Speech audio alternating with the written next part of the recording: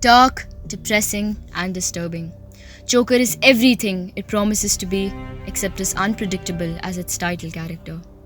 The exploration of Arthur Fleck, a man shunned by society, serves as both a sobering character study and a broader cautionary tale. Writer-director Todd Phillips takes viewers inside Arthur Fleck's dark, melancholy spiral into madness and a harsh realistic portrayal of one of the most well-known fictional villains in history. As someone with severe mental illness who is also isolated by a society that is falling apart within, Fleck is quite a tragic character, one you almost feel sorry for until you see how depraved he really is.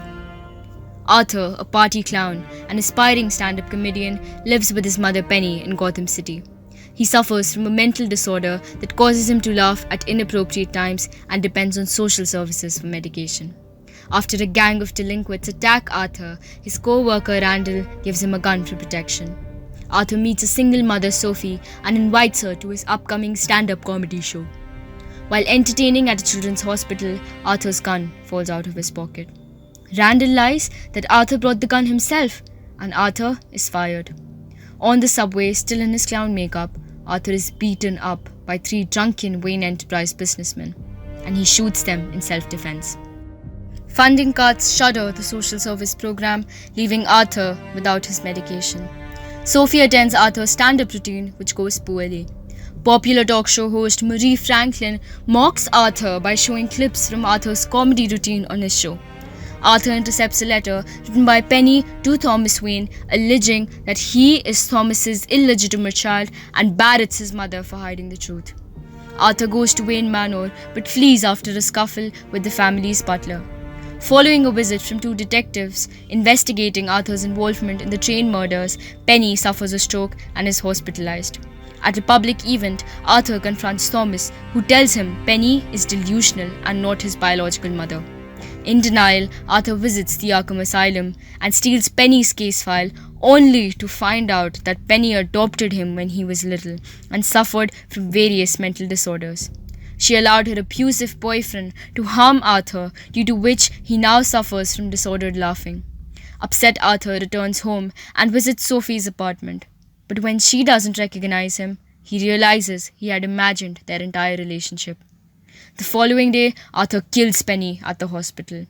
He's invited to appear on Marie's show due to the unexpected popularity of his comedy routine clips.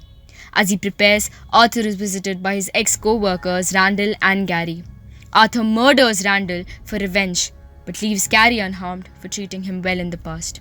Arthur intrudes the sets and walks out to applauses from the audience. But the mood quickly changes when he tells morbid jokes, confesses to the train murders, and rants about how society abandons the downtrodden. He kills Marie and is arrested as riots break out in Gotham. An ambulance crashes into the police car, freeing Arthur, who dances to the cheer of the crowd. He's taken to Arkham Asylum, where he runs from the orderlies, leaving a trail of bloody footprints. This very brilliantly directed movie revolves around a few themes, namely abuse, trauma, nihilism, and anarchy. Arthur was severely abused as a youngster by his mother's lover, and this abuse had an impact on both his personality and mental health as an adult. He lives in a post-traumatic cloud of delusion, hatred, mistrust, because he can no longer have faith that the society to which he belongs won't let him down once more. Arthur's terrible history condemns him to a life on the periphery that robs him of all positive memories. The movie demonstrates how maltreatment breeds abuse. Arthur's abuse turns him into a twisted person and transforms him into a villain who seeks violence to extract revenge on people responsible for his trauma. He becomes a nihilist when traditional societal structures let him down, trusting in nothing but his irrational impulse.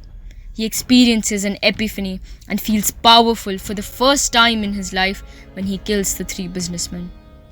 For a damaged character like Arthur, murder is portrayed in the movie as an act of liberation and self-realization, a method to embrace nihilistic and narcissistic ideologies and achieve some semblance of power in a disempowering system.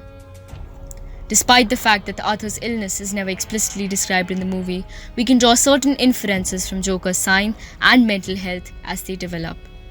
Since he was abandoned as a child, We don't know much about his familial background.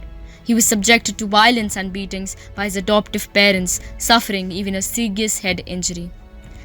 As a result, our hypothetical patient's case history has a lot of risk indicators for comorbidity. He suffers from pseudobulbar effect, which is a dysfunction of the regulation of emotional expression brought on by a neurological ailment or brain injury. Although the name isn't specified in the film, we got to witness clear evidences of its existence. Arthur appears to have complex features of certain personality traits, namely narcissism, since he craves attention by any means, and psychopathy, since he demonstrates no empathy for his victims. So we can conclude that he evidently suffers from personality disorder as well. One thing that was evident in the movie was the utilization of stairs. The stairways that Arthur used to walk down his path of transformation serve as a recurring motif in the film. Arthur's ascent or descent, depending on how you look at it, into his new alter ego, Joker. Mental illness is still stigmatized in society, and the Joker movie made it abundantly evident. It introduced us to the various contributors of poor mental health, namely childhood trauma, toxic parenting, abuse, bullying, and the incapability to deal with rejection. Arthur had suffered mightily all his life. He was abused after being adopted. He was regularly bullied by everyone. He got beaten up several times. His existence was complete agony. Maybe he just wanted to be understood more than he wanted to be loved. But poor Arthur was one of the downtrodden, a misfortunate creation of the gods who changed into a psychopath who got pleasure from killing others.